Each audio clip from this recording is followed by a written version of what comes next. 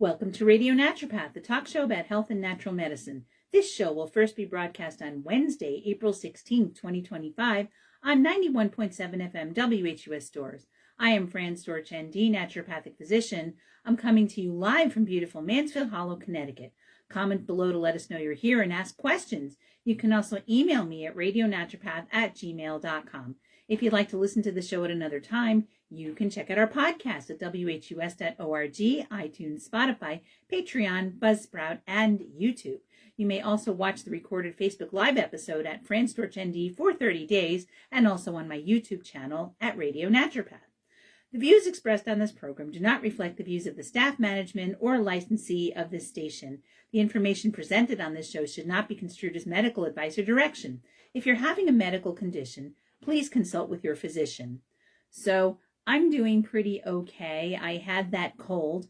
The cold took about a week, and it's pretty much gone. I still have residual congestion, but no contagion, and my energy is back and all that kind of stuff. Ron took a full week to contract this for me, and I don't know if his body was fighting it off, and it took that long, or he caught it from someone else, but it's following the same pattern as mine. He felt a little off on Sunday. He felt a little more off on Monday, and then Tuesday morning he realized, you know what, I do definitely have a cold. And by the end of the day, he felt like death warmed over. So this cold gives you death warmed over for a few days, unless for some reason you're Amy and it doesn't. Two of my staff have had it, and it's put them in bed for several days, and myself included, and not Amy. Who knows why? She takes very good care of her immune system and has high metabolism, drinks a lot of great herbal teas, and takes supplements. And I mean, we do that too, but we just don't have her body. And people genetically, depending on where they are. So if you get this cold and you don't feel good, don't be hard on yourself. It's going around. It must be one that our bodies have not seen, because it seems to be passed from person to person and spreads pretty easily. And it's definitely a cold. I mean, you can test yourself for COVID if you want to, but I did, and it was not COVID, and it didn't behave like COVID either. It was not stealth like COVID. It was very obviously an obnoxious cold, and it followed the trajectory of a basic obnoxious cold. And, where you felt, you come to a point. I always come to a point when I have a cold where I think that I'm never going to be well again. I feel so terrible. I don't know if I'm going to be well for that thing that's happening in a few days. And when I come to that point, invariably 2 days later, I start to feel better. And the first thing that happened was I noticed that my malaise went away. I felt like doing stuff. And then over the next 2 days, gunk came out, and felt a lot better. And now I've still got a little residual congestion, and I'm okay. Ron, on the other hand, he's in the throes of death warmed over. So that was the trajectory it took. I felt bad into later Tuesday, all day Wednesday, and most of Thursday. And then, so he will probably feel a lot better on Friday. So I'm recording this on a Wednesday. So anyway, if you get it, rest, drink plenty of fluids, take echinacea, take vitamin A, take vitamin C, drink honey, lemon, ginger tea. The most important thing really is to rest and drink fluids. To just not do anything. Don't push your body to do anything at all. Rest. If you can stay home from work, that's the best thing to do. And because if you expend any energy, it will take away from your immune system fighting this thing. And the more you let your body rest and fight this thing, the sooner you'll be out of it. And the problem is with a common cold, if you don't let yourself rest and fight it and drink your water and stay away from sugar and all that stuff, you're more likely to get a superimposed infection. So you're more likely to have that congestion hang around, and then you can get a bacterial bronchitis or bacterial pneumonia or a bacterial sinusitis if that's your tendency. And I don't think I'm going there because I am drinking the extra water, and I'm taking a little stuff to break up congestion. So I went to the Chinese grocery store today, which was very exciting. I was hoping for honey loquat lozenges, but they didn't have that. But they always sell this lovely this lovely combination of herbs, a syrup. It's honey loquat syrup with a whole bunch of other herbs in it, like fritillary, for example, and little licorice and wild cherry, and a bunch of other Chinese herbs that help with your immunity and your congestion. And they have that there all the time. They have 2 sizes and everything. So I check them out, and they have all kinds of interesting things. It's always fun to go into the Asian grocery store because you find all kinds of cool stuff. And it's not, and the Asian grocery store doesn't just sell Chinese stuff. So you can get things there like topicals, like salves, a few little over-the-counter Chinese medicine items, things for your immune system. And if you're not sure what they are, the gentleman that works there will tell you what they are, and that's fine. And he'll tell you what anything is. But the items that they sell there, some of them are Chinese, some of them are Vietnamese, some of them are Japanese, some of them are Korean. So they have a whole bunch of stuff. They even have ice cream there. Now, I didn't get the ice cream because I'm really not doing great with dairy, but they have really cool Asian flavors of ice cream. They have black sesame, red bean, green tea, my favorite. They do have mango, and the thing is I can get mango sorbet that has no dairy in it, so I get that from the regular grocery store. But boy, if I could eat dairy, I would get their ice cream. I would eat any of those flavors. I really think that I was probably some sort of Asian in a past life, probably Japanese, because I love Japanese cuisine. I love sushi and tempura, and I love stir fries and ginger and ginseng and all that stuff, that kind of light eating, that stir fry, the light vegetables with a little bit of protein in it, that my body really takes to that. It's very nice. Like the meat and potatoes thing, that does not work for me. The big salads, big stir fries, lots of steamed vegetables, roasted vegetables with a bit of protein, whether animal or vegetable. Like I said, I think what suits me the best is that Pegan diet. Thank you, Mark Hyman. And I haven't embarked directly on the Pegan diet. Probably will wait until April to do that. Well, it is April. But after we are done with all the wedding proceedings and stuff, for our stepson, my stepson, Ron's son, is getting married. So after that's all done, I may, in earnest, start following the Pegan diet and see how that works for me. I'm expecting it to work very nicely because it's basically how that's best for me to eat. Some animal protein, lots of fruits and vegetables, nuts and seeds, clean protein, high quality carbs like like sweet potatoes and winter squash and cassava and things like quinoa. He recommends black rice over brown rice, but basically you limit your grains to pseudo grains, buckwheat, quinoa, amaranth, and black rice, which is not a pseudo grain, that's a grain, and oats, which is also a grain, and that's the only grains that you eat. And you try to stay away from flour, and we'll see how my body likes that. I'm sure it will, and you can eat beans too. So that's not exactly paleo. Pegan is paleo vegan, and so because Mark Hyman found that paleo people and vegan people are eating basically the same diet, except the paleo people are also eating animal protein, except that in the Pegan diet, he does allow some beans, and people who eat paleo don't eat beans. So they don't believe in eating legumes, because problem with legumes is they're concerned about the anti-nutrients, that they have oxalates and saponins and things that block the absorption of minerals, which is why when you eat beans, you're supposed to soak them. When you eat nuts and seeds, you're supposed to soak them. It helps to get some of the anti-nutrients out. If you eat, and the other way to do it is just don't overdo nuts and seeds. Don't make that the main part of your diet. Have a little bit as a garnish and have other things that don't have anti-nutrients in it as part of your diet. All right. So anyway, poor Ron is downstairs recovering from, trying to take care of himself. He didn't sleep well last night, and poor thing, I think he's doing a neck support, which tilts his head backwards, and he had a lot of trouble sleeping. And I looked at him and like, that's why you can't sleep, because your neck is tilted back. All your secretions are going backwards. And he barked at me, of course, and I'm like, okay, whatever. But here's the thing: if you are a back sleeper and you have a cold or you have allergies, tilting your head back is not going to be good for you, because you're going to drain all that congestion is going to drain out the back of your nose, and it's going to go down your throat, and you're going to be coughing all night because you're going to get this congestion hitting the back of your throat. So you want to be tilted upward, tilted forward a little bit. I mean, even if you don't have to be like sitting up, but you want your pillows to have you propped a little bit forward. But he insisted that it would hurt his neck, and what can I do? So now he's downstairs sleeping and on the couch, and his head is tilted up, so I had this conversation with my my counselor, who is also my hairdresser, and I joke with Heidi about how those counseling credits that she took when she went to cosmetology school, that they really come in handy. And so we laugh about that, because you tell your if you have a good, I really feel like your hairstylist is somebody you want to be able to talk to, and you rap about your life when you go there, and she tells you about hers, and you tell you about yours, and that's what's going on. And so we were all like, men. So anyway, so we're hanging in there. After when I finally make a show after the wedding, we'll tell you how the wedding went and what it was like to go to Chicago and all that kind of stuff.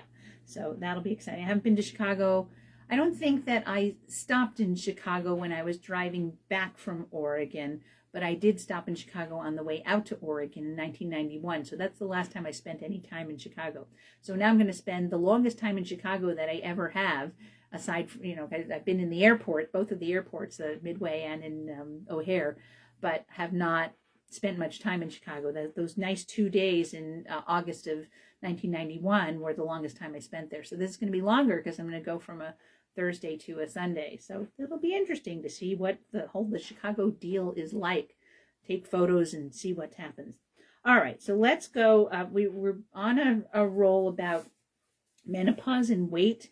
And the big deal about menopause and weight is you shouldn't worry about it so much. Because, and now women are like, but I've got this gut. And I'm like, I know you've got the gut, but it's not as important.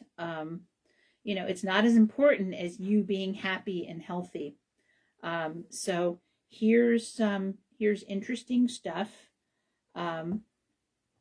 Here's some interesting stuff around menopause. All right, so let's see. All right, so I'm not going to be able to use that one to talk about. Really wanted to talk about that one. All right. Yeah, okay. All right, so let's go to this one. So here's ways of losing weight through menopause. So going through the tradition. So again, I am not going to say to my menopausal patients that you must lose lots of weight, because your body is fighting against that, and so you only want to do so much to promote that. So it occurs before and during because of a drop in your estrogen levels, and that drop it's not just estrogen, it's also progesterone and testosterone, all of which push hormone sensitive lipase. And when you don't have those around, you don't get the boost from the hormone sensitive lipase, so it's harder to burn fat. And it affects your sleep. When you have menopause, it affects your sleep. And you have age-related reductions in metabolism and your muscle tone. Those can also contribute to weight gain. It's more challenging to lose weight. And the thing is, if you're having a lot of trouble with it, the best thing to do is to not try so hard. Because what is the worst thing for weight at any size, at any health level? I'm going to tell you, it's stress. Stress is the number one thing that maintains weight gain, and it's very simple. It's not esoteric at all. It's that cortisol, when you have elevated cortisol's job is to run around your body, breaking down tissue, so it can put sugar into your blood so you can run away from the bear or do whatever it is you want to do. And if you're chronically stressed, you have chronically elevated cortisol, it's going to wind up elevating your blood sugar. And when you have excess blood sugar, and you can't use it all, your body's going to store that it's going to turn that extra sugar into fat, and fat that is created from excess blood sugar is stored on your abdomen. So what menopausal women complain about is they have menobelly, that they have extra fat around their belly, they lose their hourglass shape, and they gain a more of an apple shape, which is your classic your classic menopausal shape, and it's also your classic blood sugar dysregulation shape. So anyway, you have that drop in your estrogen levels, which contributes to your weight gain. And estrogen gives you your physical sex characteristics, regulates your menstrual cycle, which we no longer have, maintains your bone health, and helps your cholesterol levels. And so you have a dip in your estrogen levels. You don't have so much estrogen running around in your blood. You still have estrogen in your tissues, in your fat, and in your organs, but not so much in your tissues. So there is a natural aging process you tend to become less physically active, and at the same time you're less physically active, your metabolism slows down and your sleep isn't so great. So how do you combat this? Getting regular exercise is helpful. So getting regular exercise may help you sit at a lower weight, and it may not, but it will definitely help you feel better. There's so many reasons to exercise, and not all of them are fat loss. You will have, because when you so maintaining bone density and maintaining muscle mass is a move it or lose it phenomenon. When you tell your muscles that, hey, I want to use you, they'll say, okay, and they'll make more muscle cells. So it will take your protein, and you will not just, your muscles they don't just get bigger by swelling, they get bigger by adding cells. And that's what you want to do. The more muscle cells you have, the higher your metabolism is going to be, because muscles are very metabolically active. So the more muscle mass you have, while I'm sitting here talking to you, I'm going to burn more fat than if I didn't have good muscle mass. So, that's why I do my yoga and I do weight training a couple times a week, and I get on my bike. So I'm wearing this cool shirt. I know you can't see it if you're just listening to audio, but I have it looks like an infinity with an anchor, and it says Cape Cod. It's a very cute shirt, and I really like it because it's very simple. And it almost looks sort of like an anchor with an infinity, but it also looks like an abstract bicycle. It's kind of cool. So it was a really cool shirt. And it's in one of my favorite colors to wear, aside from pink, which is things in the aqua and teal and sea green family. Not so much straight up green or lime green, but green with a lot of blue in it. And so this is a very peaceful color. It reminds me of being at the beach. Anyway, so having muscle mass is very important. If you get exercise, you're going to maintain and build that muscle mass. There are studies that show that people of any age can build muscle mass. You take 80, 90 something people and have them do weight training, and they will build muscle. So if you eat protein and you get exercise, you will build muscle mass. So, and you can do it with little light weights. It doesn't have to be a big deal. You can do body weight exercises and you will build muscle mass. So aerobic exercise can just decrease body fat after menopause as well. And resistance training, if you do resistance training 3 times a week, at least 3 times a week, it can improve your lean body mass and reduce your body fat. So you may not lose weight, but you'll change your body composition, which is actually more important than losing numbers on the scale. So the physical activity guidelines for Americans recommends that people should aim for at least 150 minutes of aerobic activity every week and muscle strengthening activities on 2 or more days each week. And it doesn't have to be for a long time. If you're doing very high intensity muscle training, it can be 10 to 15 minutes. If it's not so high intensity, I would say 20 to 30 minutes. And that's all. I mean, when you're doing a weight training routine, it doesn't have to be an hour and a half.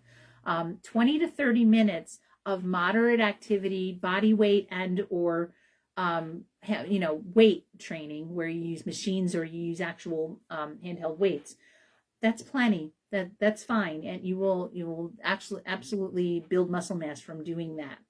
When I do my resistance training, I do about 15 minutes worth where I actually am using hand weights, and 15 minutes worth. The rest are body weight and core exercises. And I have some core exercises I do with a great big exercise ball, and I have some that I do a couple of sets of planks, and I do bridges, and I do some oval crunches on the ball, and I do some leg lifts on the ball, and I do push-ups, and I do wall leg lifts, and none of those include weights. Those are non-weight activities, and then I do a bunch of things with weights as well. So, and I only do like maybe 10-15 minutes with the actual weights, and everything else is body weight. So. And I think that helps to maintain a good deal of strength for me. And aside from that, I also do yoga. So I have 2 days a week of weight training, and then depending on the week, at least 1 day a week of yoga that has resistance in it. Almost every day I do even a very short practice of yin and restorative yoga, where that's just lying on the floor and stretching and breathing. So I need that for my sanity. And also when you do that kind of yoga, it lowers cortisol. Deep breathing lowers cortisol. The fastest way to lower cortisol is to do deep breathing. If you engage in regular practices of stillness, if you engage in deep breathing, it lowers your cortisol. That can help you lose weight. So don't think that the only thing you can do to lose weight is to starve yourself and get exercise. It is just as important to rest, to get good quality sleep, and to spend some time doing restorative activities. And so, and you'll come to crave, as much as you crave chocolate or sweets, or I was at the hairstylist and she got her delivery of Girl Scout cookies. So as much as you crave those things, you will come to crave restorative activity.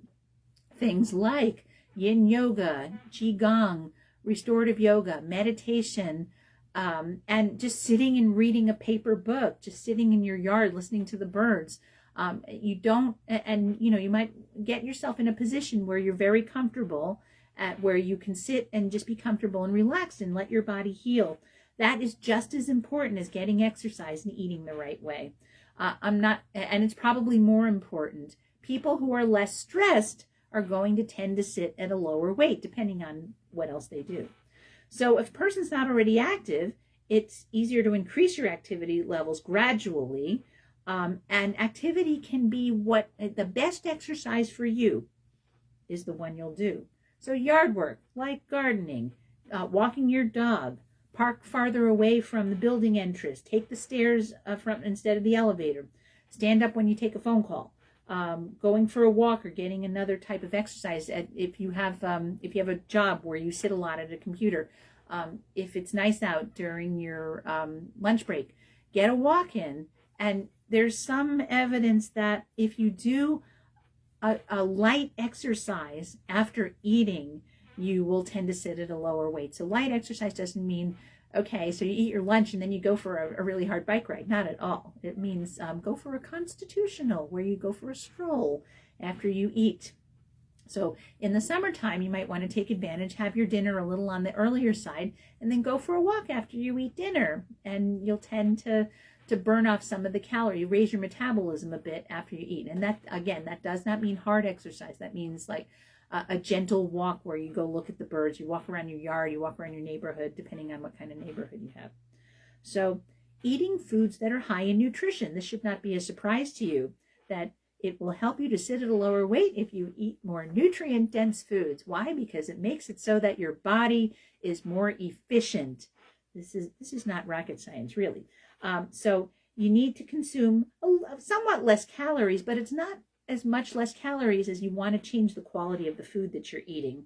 So you want to eat healthful, nutrient-dense foods that have a variety of colorful fruits and vegetables, whole grains if you tolerate them, and healthy, clean sources of protein. The Mediterranean diet is very popular and it's very effective. There was a study in 2016 that reported that the diet can improve heart disease and risk factors, can lower your blood pressure, your blood cholesterol, and result in some weight loss. So you eat a variety of fruits and vegetables, clean, lean protein from beans, fish, chicken. You can even eat lean grass-fed mammal protein. So if you want to eat, or wild caught is fine too. If you eat venison or if you eat grass-fed beef, that's fine too, if you tolerate it.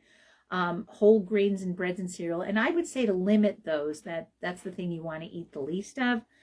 Healthful fats from olive oil or avocados, and legumes. And I'm noticing here in this list, I don't see dairy. That's interesting. They don't say yes or no. It just doesn't mention dairy, and we'll get to that in a minute. So you want to avoid processed foods that have a lot of trans or saturated fat. Well, saturated fat, not necessarily. Saturated fat just has a lot of calories. Saturated fat has been shown not to be the devil that they thought it was. It will raise your cholesterol if you are a cholesterol hyperproducer, but it doesn't cause free radical damage, so it doesn't tend to damage your arteries or the rest of your organs. Whereas if you eat heated seed oils, those have free radicals in them and trans fat, so they're going to tend to cause oxidative damage, make you more likely to have atherosclerosis, because when you have the oxidative damage to your arteries, your body has to then go and repair those arteries, and it will put down calcium, cholesterol, and platelets, and that's how you get your atherosclerotic plaques. So you don't want to eat foods with a lot of added oils and sugar. Remember that combination of fat and starch, or fat and sugar, What's the most popular fat and starch combination? Anybody? Bueller? Pizza, right? What about the most common favorite fat and sugar combination? Okay, Bueller? Yeah, ice cream. All right. So people, and that's why you can eat, if you eat a salad, you're lucky if you get through 200 calories of salad, even if it has oil on it, because the fiber and the water are so filling that you get satiated very easily. On the other hand, if you eat ice cream, you get your quart of high premium ice cream. Before you know it, you're through the quart and you're through a day's worth of calories. And the reason you can do that is your friend Neuropeptide Y. Neuropeptide Y, it takes away your satiety. It makes you feel like you're not hungry. Because what do you want after you have one piece of pizza? Another piece of pizza. What do you want after you have half the container of the premium ice cream? The other half of the container. So what are you going to do? So finding alternatives to that is a good idea. And when you eat very reinforcing foods that the food industry has created a bliss point for you, that's where you just keep eating and eating and eating because you're all blissed out. They want you to do that because you're going to finish the food and then you go buy more and then they make money. So bliss point foods are not going to be helpful for you. One of the things that's happening right now is people are taking semaglutide and tirzepatide. They're taking these drugs that stifle your appetite, and it's actually put a dent in the snack industry. So people are buying less cereal. People are buying less chips and popcorn and, snack foods. Like the snack food industry is actually suffering right now because so many people are on these weight loss drugs. Isn't that amazing? And so they're trying to find other ways to get you to buy these things that are more, I don't know if they're trying to get things that are more helpful, but they're trying to find other ways to get you to crave these things because people are just not buying them. And it's about time, really. But your processed foods would be things like white bread, pastries, cakes, cookies, donuts. And there are ways to make like muffins, for example, that are very healthy. Like I made muffins from oats. What was in the muffins was basically oats and flax and no flour. Oats and flax and dried fruit, and that was mostly it. And that's something to hold it together, maybe an egg. And you don't have to use the egg. You can use pretend eggs, like you use flax eggs, and then the flax eggs are, the ratio is 1 tablespoon of ground flax seeds to 3 tablespoons of water. That's 1 egg, and you let it sit in the fridge for a couple of hours, and what comes out is this goop. And then, so however many eggs your recipe calls for, you do that many tablespoons of flax and that many tablespoons of water, and then you get your flax eggs and you add them to your recipe, and they'll still be like moist and chewy, and then you'll have extra fiber, which is great. So watch your sweetened drinks too. Sodas, juices, and those great big drinks you get from your favorite cafes that have all kinds of sweet stuff in them. So sugar sweetened beverages, you're drinking your calories before you even know it. Get a nutritionist. So the thing is, a naturopathic physician, people come in and they talk to me about nutrition, but the reality is the time that a naturopathic physician spends, we basically have to be physicians. So we have to talk to you about what's going on with your health, your lab results, your general health in all over.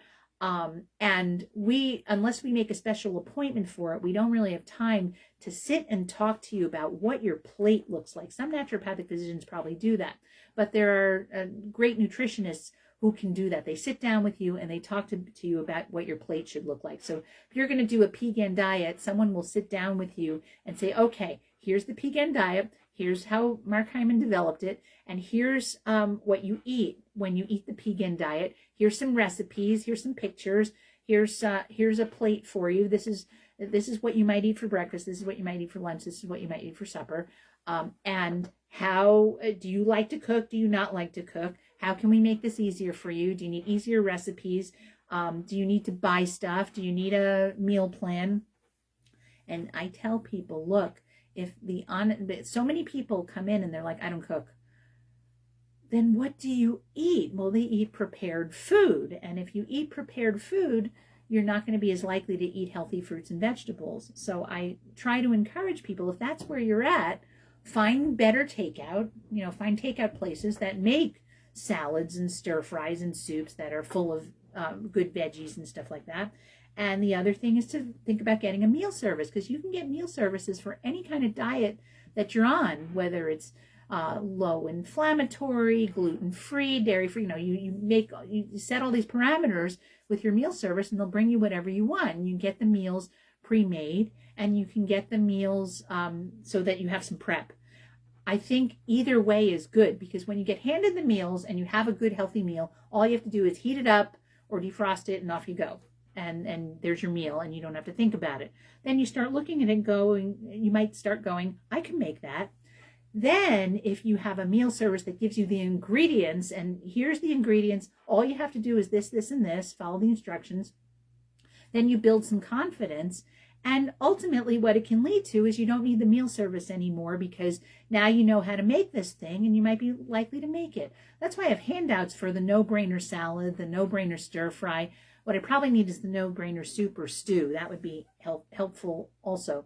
And, we make it for people who eat dairy or don't eat dairy. And we make it for people who are vegetarian or vegan or not. And so you make it, you set it to the parameters that you like. All right. What else helps with fat loss? Sleep. God bless Beth in heaven, my dear friend Beth. She said to me at one time, sleep can turn into anything. That was a sentence I will never forget that Beth said, and you should remember that too. And Beth said it.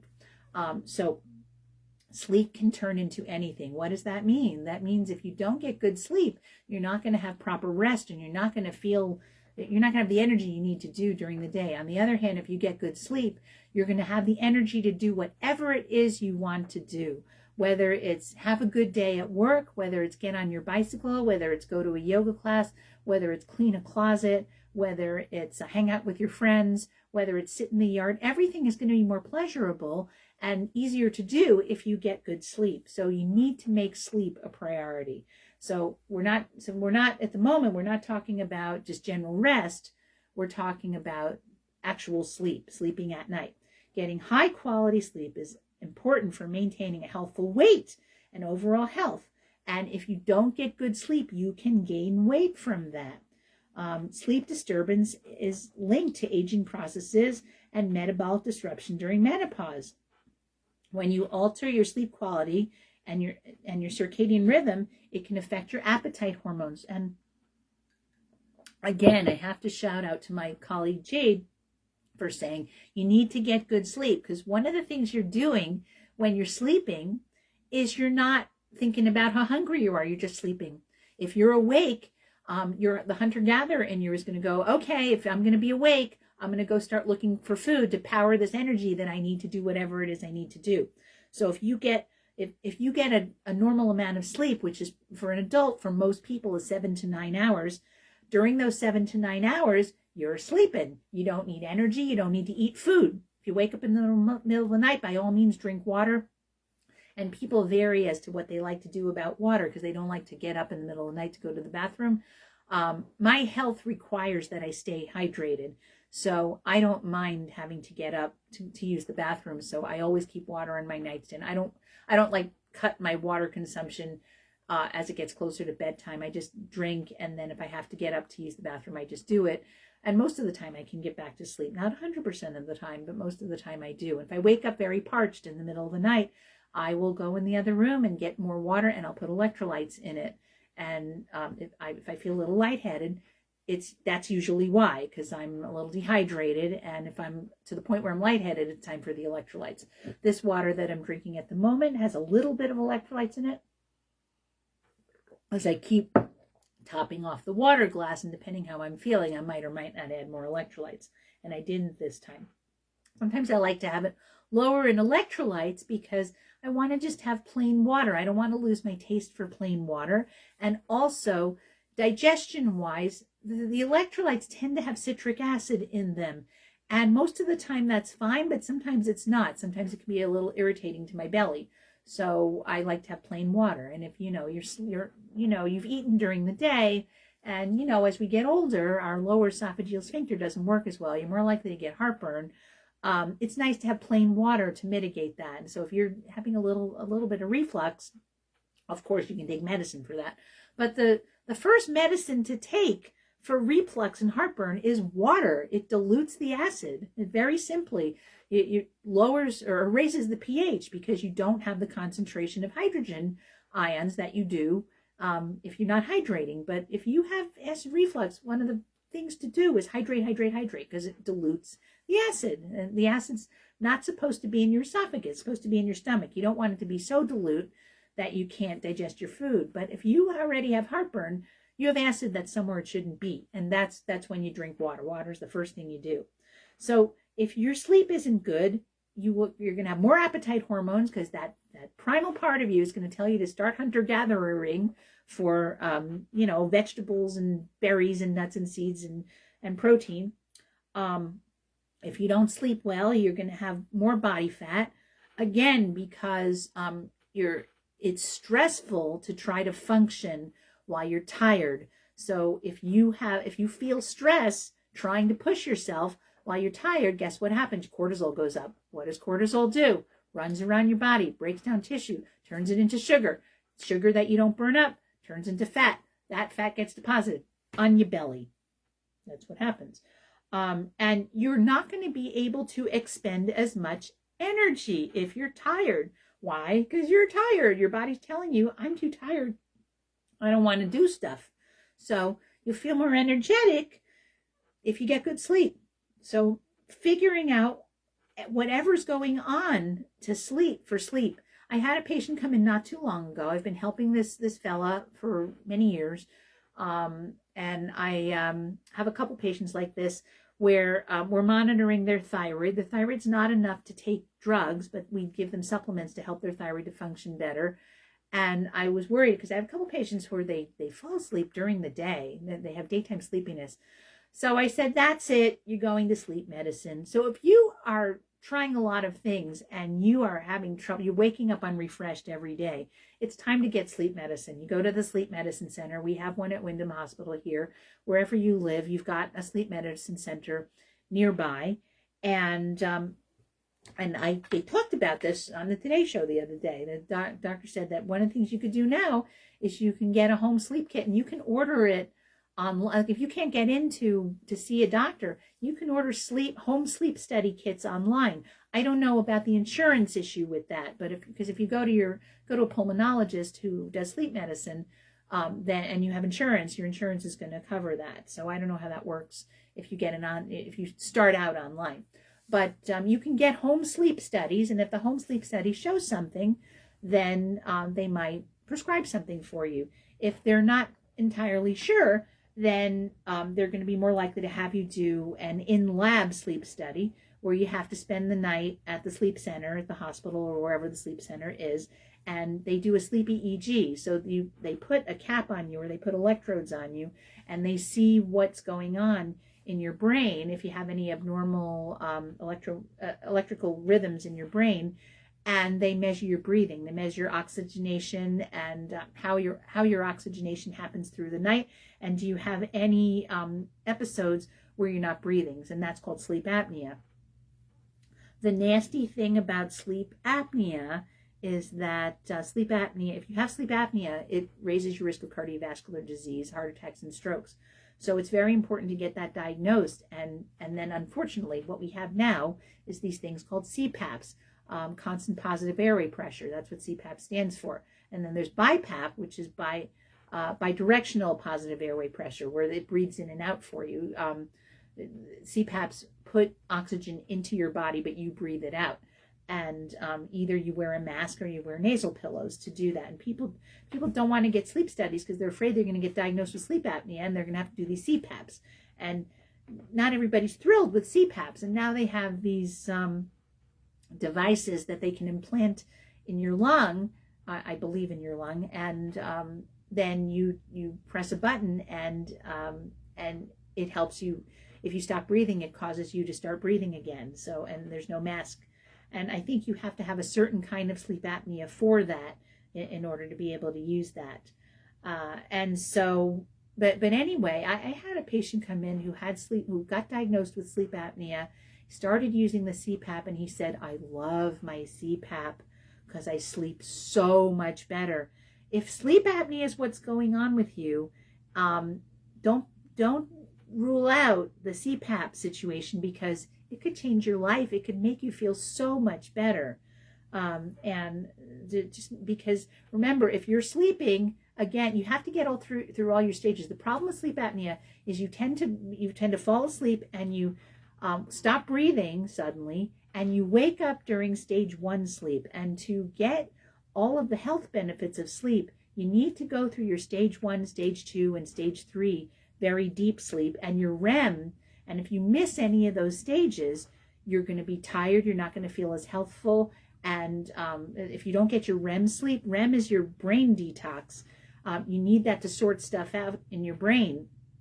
And you don't get your REM sleep, you're not gonna have psychiatric issues. You're gonna have anxiety, depression, mood disorders if you don't get that. If you don't get your stage 3 sleep, that's your restorative sleep for your body. So that's where your muscles and your organs do most of their healing. So if you have sleep apnea, you're not going to get to that place. That's why I'm telling you, look, if you need a CPAP in order to help you stay asleep, it's worth doing, because you're just gonna be so much happier. It's so much better for your health if you get all of your stages of sleep. I know it's scary to think, oh goodness, I would have to have that CPAP. But if you have daytime sleepiness, and you don't sleep well, and every morning you wake up unrefreshed, it's worth getting a sleep study. And if one of your deals is you're overweight and you're at a weight you don't want to be at, poor sleep will make you heavier. That's just how it goes. Like I said, if you're not sleeping well, you're going to be tired. Your body is going to direct you then to go look for food to keep you awake, because you can't do it on your own. So, all right. And so that's for menopausal weight gain. That's for weight gain for anybody who's listening.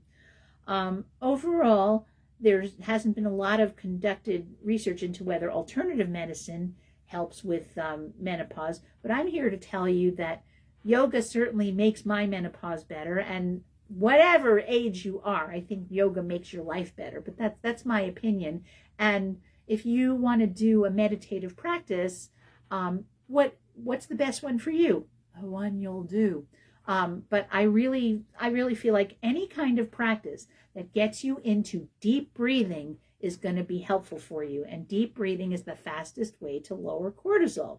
So very important to do, whether it's just meditating, sitting in a chair and reading a paper book, sitting in a chair and looking at the birds, sitting in your yard and just enjoying nature, petting your dog, petting your cat, petting your lizard, whatever animal you happen to have. I had my friend Valerie, she posted the life of a gecko.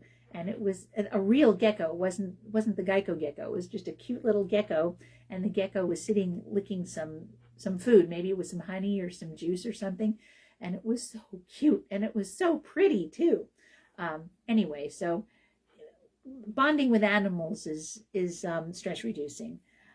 Anyway, so complementary therapies might be yoga. You could do hypnotherapy if that's helpful to you. There's lots of herbs that can be helpful, and we're going to talk about some supplements for fat loss at some point. And of course, meditation.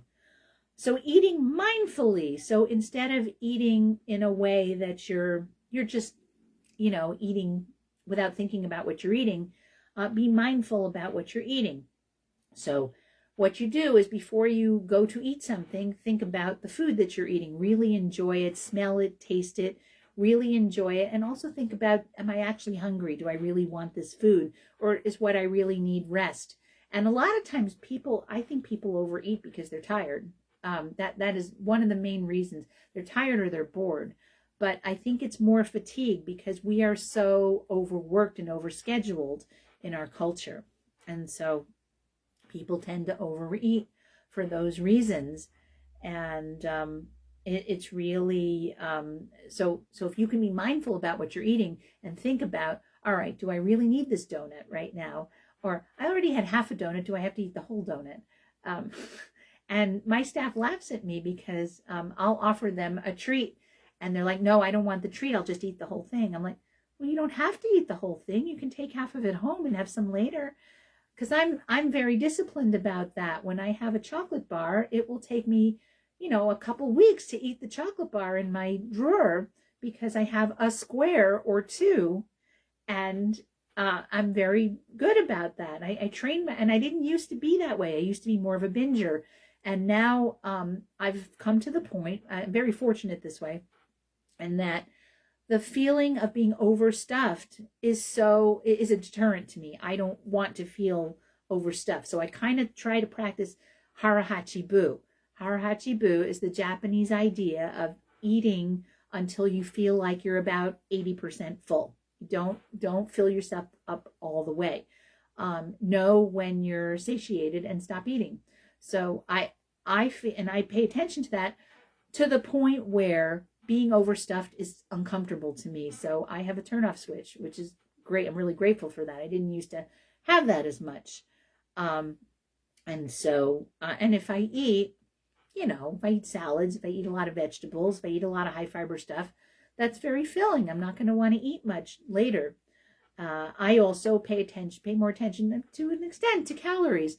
I'll look at a bar or some chocolate, or I'll look at the calorie content of it and I'll see that, okay, if I eat this whole protein bar, it's 220 calories. Do I want 220 calories from a protein bar? No, I don't. I'd rather spend more calories on other stuff.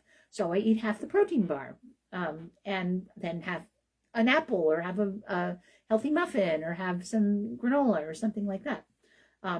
Because I'd rather eat a variety of things than just have a whole protein bar. So think about what you're eating. Think about when you're about to eat, what do I want to eat? Instead of like taking a bag of chips and just sitting with the bag of chips, if you really want some chips, look at the bag of chips and see what's in it. See how many calories there is in a serving, and decide how many calories you want to eat, and then portion that out. And so when I have a bag of chips, and my favorite chips to eat, I like to eat cassava chips, because I find that they're filling and I don't tend to want to eat a million of them. And it's very satisfying to have a small serving of the cassava chips because they have resistant starch in them.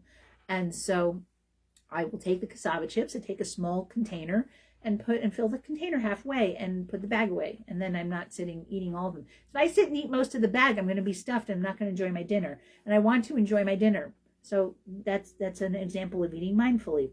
So eating mindfully means thinking about what you eat before you eat it, and also while you're eating it, really enjoy it. If you love the crunch and starchiness and salt of those cassava chips, savor every one and enjoy that, and then be done with it, and then do something else. So when you eat mindfully, that can lead to reduced food intake. Tracking. So tracking is good for some people, not for others. I am a tracker, and I don't mean Justin Hartley, which is a pretty good show, and you might want to look at it. But anyway, I'm a tracker in terms of, I don't track people for money. I track my food and my exercise on an app. And there are lots of studies that show that meal tracking can help you with fat loss at any age. So meal tracking, there's lots of apps you can use. Find one that you like that works for you. There's lots of them out there. You can go into your Apple Store or your Google Play and find various apps that work for you, and they will track meals for you. You have to input it. You input the meals and you input exercise that you have done. A lot of them will pair, like if you are a cyclist or a runner or a walker and you use another app to track those things, Map My Ride, Map My Run, Ride GPS, Strava, you can often pair those with a tracking app, and it will dump the exercise into the app, and then it'll tell you the calories that you burned during that exercise. So I have my app paired to mostly just Strava and iCardio and Ride with GPS and Training Peaks and a bunch of things, and it dumps it into the app. And if it doubles up, then I just delete it from the tracking app. So like Training Peaks and Strava will dump into my food app, and it'll be the same exercise. So I'll take one of them out. So anyway, tracking when you track, it makes you more aware of what you're doing, and you can look at what you're doing. The other nice thing about tracking, one of the things that makes people crazy about losing weight is losing weight. So when you're paying attention to a scale, like Jade says, weight loss is neither linear, fair, nor predictable. You can do everything right this week and not lose weight. When you remember The Biggest Loser, that's what used to happen. And so why not just not pay attention to that? Tracking is more interesting because you can look at what you ate today and be proud of it. It's like a record of your accomplishment, and you did that today and you can do that tomorrow. Whereas weight loss may or may not happen over the course of months or years, and waiting for that can make you nuts. That's where stress reduction comes in, and accepting yourself how you are right now, and make sure you work on feeling good in your body right now. And I will guarantee you, if you eat a diet that works for you, that mostly it doesn't have refined sugar, refined products, chemicals, too much alcohol, too much processed food, and you do eat a diet that's full of whole foods, whatever version works for you, whether it's keto or a paleo or Mediterranean or pegan or vegan or some version of vegetarian, but it's mostly whole foods. However you do it, if you do that consistently for at least 2 weeks, you're going to feel so much better after 2 weeks, even if you're still way over a weight that you consider acceptable for you. You're going to feel a lot better a lot sooner than the weight will come off. And feeling good is really what it's all about. It's very hard to lose weight when you're postmenopausal. Your body doesn't entirely want to do it. Part of why you're holding on to the weight is because you don't have the estrogen and progesterone like you used to have when you were younger, and you don't burn that hormone-sensitive lipase, and your body needs a way to keep some weight on, because if you carry around a little bit heavier weight on your body, you're going to maintain your bone density more, but you have to keep moving. So you're going to have better bone density if you have more body fat, because you have to carry the body fat around, and the body fat has estrogen in it, right? So again, I want to remind you that you're going to have more estrogen in your tissues than you are in your blood. So when your doctor measures your blood estrogen, you're not going to see the what your estrogen, your total estrogen status is. I think we already talked about controlling portion sizes, and that's where tracking can help you, because it's going to show you, okay, a piece of bread has this many calories, and you're kind of like, how do I want to spend my calories? If my calorie level is going to be around 1,700 for the day, do I really want to spend 150 or 200 of it on a bar, or would I rather have, a high fiber muffin with some jam and some nut butter? So you can start to think about things like that. And when you do tracking, so when you have a tracking apps have often have crowd shared elements to them, that people have entered foods in them, and you can use the foods that are already entered. If you look for a food and the food isn't there, some of the apps will let you scan the barcode of a processed food app, and it'll upload the nutrition information into the app. So that's a nice feature. And if someone has already eaten the food and you put in the name of the food will already be there. If you have eaten something and you can't, whatever you do, you can't find it in the app, you can add the food, and it will ask you it'll have a way for you to add the name of the food, the brand of the food, and all the nutrition information, including calories, fat, protein, other nutrients. And so, and then the next time you ask for it, it'll already be entered. So the more you use the app, the more it remembers what you have eaten, and it becomes very quick and easy to load up your foods. So, like I told you, measuring portion sizes, don't eat them out of the bag. Try not to eat in front of the TV, because the TV makes you zone out and makes you less mindful and not think about what you're eating. And opt for, when you eat out, eat less bread and appetizers. Don't fill up on the bread at the beginning if you really love the bread and you go to a place and they have just awesome bread, choose how much bread you'd like to eat that, and set the rest aside so you can enjoy your dinner. If you want, you can start by measuring stuff if you need to. And then measuring stuff is what they used to tell you to do in Weight Watchers years ago. I don't know if they still do that because they use the points method. But when you use a scale, you're not going to have to use it forever because you're going to learn. You're going to learn to eyeball how much a certain food is, and then you're going to be like, all right, when I eat a portion of this, this is how much I want to eat, and you're not going to have to do it all the time.